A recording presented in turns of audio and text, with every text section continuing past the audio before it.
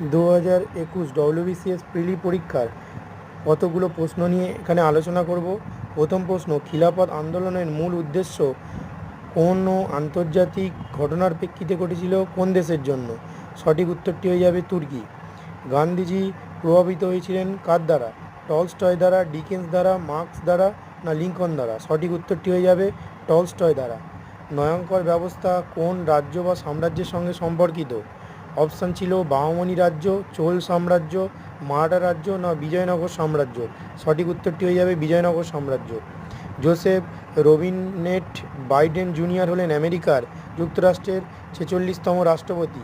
তিনি যে দলের প্রতিনিধিত্ব করছেন তা হলো Republican party, labour party, Democrat party না ন্যাশনালিস্ট পার্টি? সঠিক উত্তরটি হয়ে যাবে ডেমোক্রেটিক পার্টি।